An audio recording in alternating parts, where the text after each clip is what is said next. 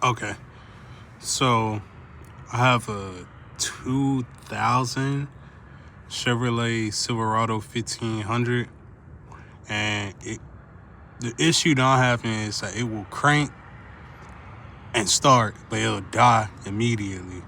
So I fixed the grounds right there, the two back ones, because the previous owner had them put together. So I got the ECU to read again. Well, the dash, I got that to read again. And it's getting power, but every time I try to start it,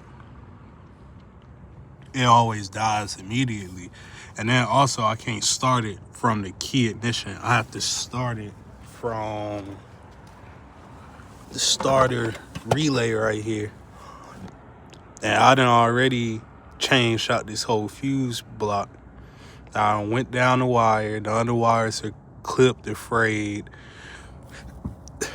I done tried to do the relearn process with the key, and there's no security light. So I'm kind of at a loss right here, because that's pretty much all the electrical dealing with the starting and for the truck to like stay on.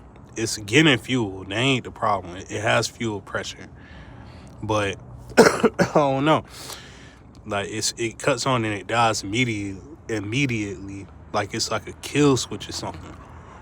Like any ideas, any help would be greatly appreciated before I send this thing to the junker.